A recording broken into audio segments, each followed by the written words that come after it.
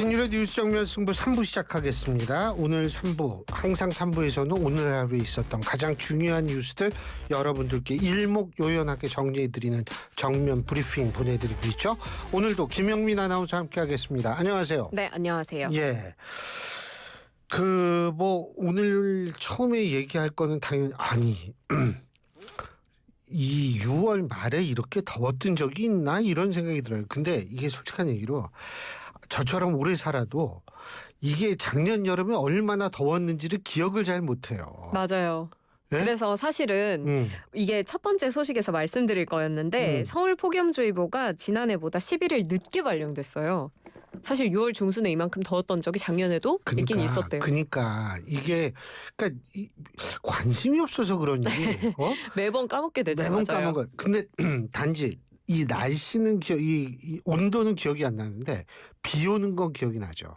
아, 그렇군요. 네. 비 오는 건 기억이 나는데 비 오는 거 이제 장마 때다.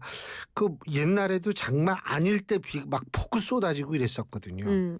맞습니다. 그런데 요새 이렇게 보면 솔직히 기상청 계시는 분들이 열심히 한다는 건 충분히 알고 있는데 근데 좀 안 맞는 것 같아요. 오늘도 비 온다는데 비가 안 왔잖아요. 저도 오늘 우산을 가지고 왔는데 날이 엄청 덥더라고요. 네. 항상 저처럼 갖고 다니지 않으면 돼요. 네. 그럴 걸 그랬어요. 근데 이게 좀 그런 거는 안 맞는 것 같아요. 근데 어쨌든 경주 이런 데는 엄청나게 어제도 37도 맞아요. 네. 막 이렇게 덥고 이랬다고 근데 우리나라 더운 건 아무것도 아니에요. 미국 동부 이쪽은 요새 40도까지 올라가고 미국이 또 폭염이 요즘 그리고 유럽 맞아요. 남부 유럽도 40도 넘고 막 이렇다는 거 아니에요. 맞습니다. 근데 이제 그리스는 그렇게 더운데 건조하기 때문에 산불주의보가 내리는데 솔직한 얘기로 우리나라처럼 습하고 더우면 더 더워지거든요. 야, 우리나라 습한 거는 진짜 동남아보다 더 습해요. 오늘 그 회사에서 잠깐 나가는데 네. 이렇게 회전문 네. 살짝 바깥 공기가 들어오자마자 습한 공기가 확 들어와서 들어오죠.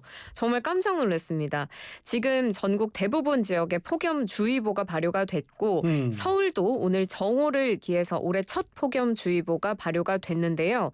또 지난 밤사이도 많이 더우셨을 거라고 생각이 듭니다. 서울이 지난 밤사이 올해 첫 열대야를 기록하기도 했습니다. 자, 폭염주의보 최고 체감온도가 33도를 웃도는 상태가 이틀 이상 계속될 때 발령이 되게 되는데요. 서울은 폭염주의보지만 폭염경보가 내려진 지역도 있습니다. 폭염경보는 이보다 한 단계 더 높은 수준으로 체감온도가 35도 이상일 때가 이틀 이상 지속이 될 경우를 말하죠. 오늘 낮 12시 기준으로 폭염경보가 내려진 지역, 경기도에서는 가평, 이천 지역 등이 있고요. 강원도도 강릉, 평지 등에서 또 전남, 전북, 경북, 경남, 제주 일부 지역, 광주, 대구, 부산 다라고 그러니 말씀하셔도 돼요. 예, 그렇습니다. 전국의 많은 지역이 또 폭염 경보가 내렸습니다. 근데 어쨌든 지금 이렇게 더운 거는 전 지구적인 현상이 아닌가 이런 생각이 드는데 그런데 우리 아까 비 얘기했는데 그래서 비가 온다는 겁니까? 안 온다는 얘기입니까? 그 장마철인데 생각보다 비가 요즘 별로 그게 무서워요. 안 오는 것 같아요. 그게 무서운 거예요. 맞습니다. 사실 오늘과 내일 소나기 소식이 있기는 한데요. 오늘은 수도권과 강원 영남을 중심으로 내일은 내륙 대부분 지역에 소나기가 예보가 돼 있는 상태인데 일단 아직까지는 현재까지 전국에 큰 비가 내리는 곳은 없는 것으로 보이고요.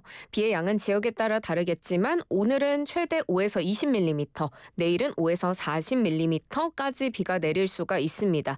이게 전국적으로 소나기 예보가 있다고 해도 지역에 따라서 언제 올지 얼마나 올지 알 수가 없기 때문에 각 지역에 계신 분들은 최신 기상 정보를 수시로 확인을 하고 뭔가 양우산 같이 양산도 되고 우산도 되고 이런 거 가지고 다니시면 갑자기 내리는 비에 좀 대비할 수 있지 않을까 하는 생각도 듭니다.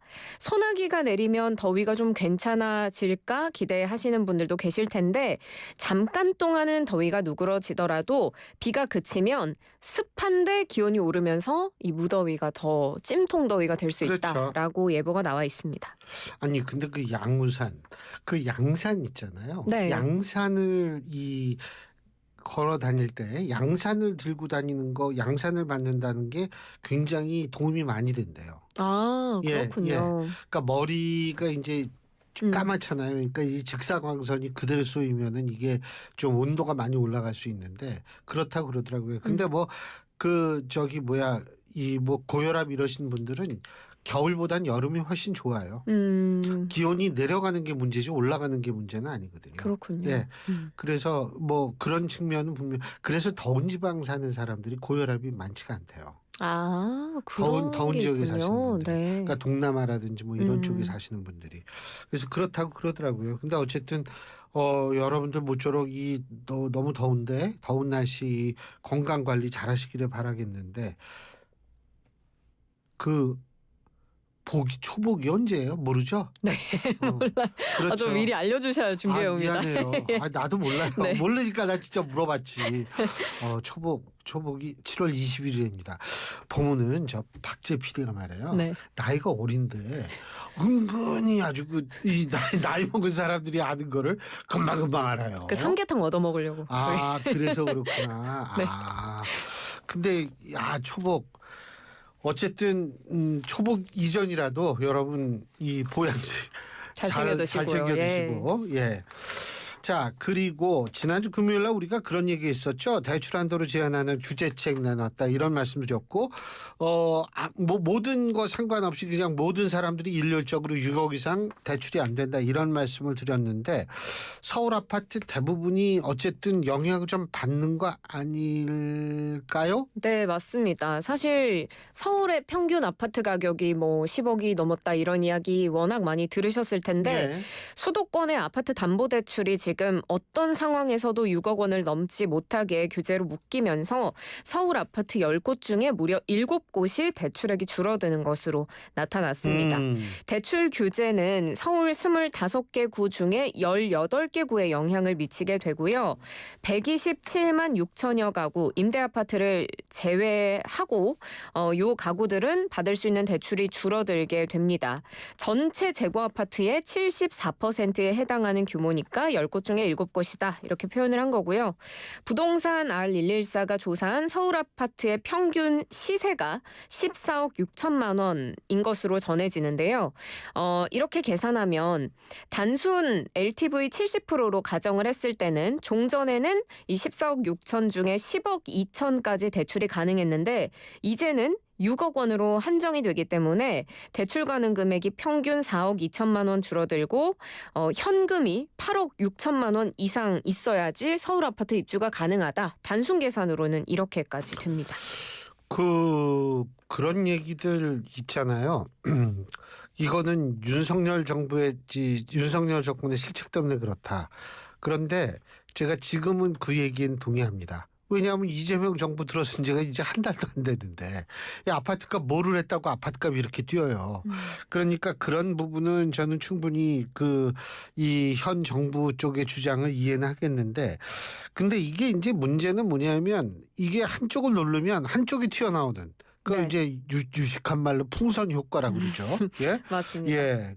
그런 얘기도 나오잖아요. 네, 맞습니다.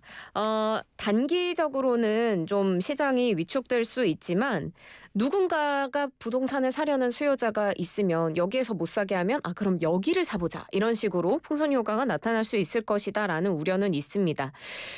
서울에서 6억 원 대출 한도를 넘지 않으면서 LTV 70% 대출이 어딜까를 생각을 해보면 최근에 가격이 많이 뛰었던 뭐 강남 3구나 마용성 이쪽이 아니라 약간 외곽 지역 노도강이라고 불리는 노원도봉 강북 그리고 금관구 금천 관악 구로 그리고 뭐 중랑구 요 정도가 된다고 합니다. 요 지역의 아파트 평균 시세는 10억을 넘지 않고 한 6억에서 8억 정도이기 때문에 최대 대출액이 6억 원을 넘지 않은 채로 서울 아파트를 매수할 수 있는 지역으로 꼽 꼽히는 곳이고 이들 지역으로 풍선 효과가 쏠리지 않을까. 그리고 일부 서울과 인접한 경기 지역에도 풍선 효과가 미칠 것이다라는 이야기가 나오는데 그래서 일부 전문가들은 강남 집값 잡으려다가 서울의 집값이 다 오르는 수가 있다. 이렇게 이야기를 하거든요. 그렇지만 아직 대세 상승을 속단하기에는 좀 이르다라는 지적도 나오는데 왜냐하면 지금은 똘똘한 한 채를 원하는 수요자가 많아서 상급지 갈아타기가 좀 대세의 수요이기 때문에 외곽 지역이 상승하는 것은 좀 제한적일 것이다. 이런 이야기도 있는데요. 그리고 강북권에 대한 호가가 단기적으로는 오를 수는 있으나 너무 많이 가격이 급등하면 또 저항감이 생겨서 실거래 흐름이 빨리 끊길 수도 있다. 이렇게 전망하는 전문가도 있습니다.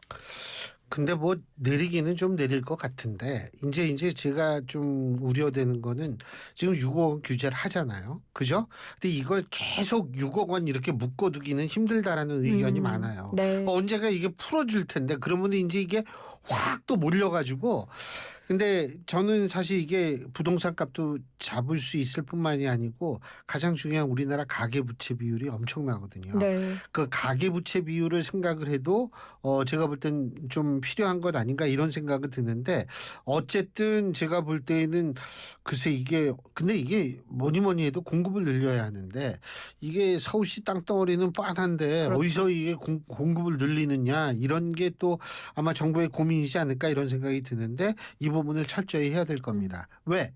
이재명 정부가 항상 이 염두에 둬야 될 건 문재인 정권이에요. 문재인 정권이 정권 재창출에 실패한 이유 중에 하나는 바로 이 부동산 문제 때문이라는 점을 꼭 기억을 좀 했으면 좋겠다는 생각이 드네요. 그리고 요새 우리나라 찾는 외국인 관광객 수가 늘고 있다. 이거는 제가 체감하고 있어요. 아 정말요? 저는 사실 집회사만 해서 잘 육회, 체감을 못했는데. 6호선을 타고 다니거든요. 저는. 아 네. 6호선을 타잖아요. 6호선을 타면 외국인들이 그렇게 많아요. 아 진짜요? 그분들이 내리는 역 네. 어딜까요? 디미씨인가요? 아니에요? 이태원역. 아 이태원은 워낙 전통적으로 많았던 이태원역하고 곳이고. 이태원역 뭐 녹사평에도 좀 내리는 네네네. 분이 근데 외국인도 굉장히 많아요. 그리고 우리 과에서 이제 정년 퇴직한 교수님이 한 분 계신데 네. 그분은 굉장한 그 학자신데 정년을 하시고서 지금 뭘 하시는지 아세요? 문화해설사 같은 거 하시나요? 고궁 해설사 하시고. 아 그렇군요. 근데 이제 이분은 뭐 이 주로 외국인들 네. 외국인들 대상으로 이 영어로 이제 고궁 쫙 설명하는 거. 근데 제가 그랬어요. 형 여름엔 하지 마. 그랬어요. 왜냐하면은 아유 여름에 이 땡볕에 그 연세 드신 분이 그 해설하다가 이게 큰일 나요. 그럴 근데 수 어쨌든 있죠. 외국인들 이 형이 가끔 저한테 이제 사진도 보내주거든요. 외국인들 진짜 많습니다. 그렇군요. 네. 실제로 지난 5월에 우리나라를 찾은 외국인 관광객이 162만 9,387명. 전년 동월과 비교를 했을 때 14.9% 늘어났고요. 코로나19 전인 2019년과 같은 달을 비교해보면 109.7% 수준까지 회복을 했습니다. 국가별로 봤을 때는 중국이 가장 많았고요. 이어서 일본, 대만, 미국, 홍콩 순으로 많이 우리나라를 방문했습니다. 전체 국가 중에 7위를 기록한 필리핀도 지난해 대비해서 35.5%나 더 많이 늘어난 관광객이 찾아줬습니다. 왜 이렇게 우리나라 많이 찾을까요? 교수님도 있고 저도 있고 뭐 예, 아니 오늘 날씨가 더우니까 오늘 여기까지 합시다. 예, 네. 예. 수고하셨어요. 많이 찾아주세요. 고맙습니다. 지금까지 김영민 아나운서였습니다.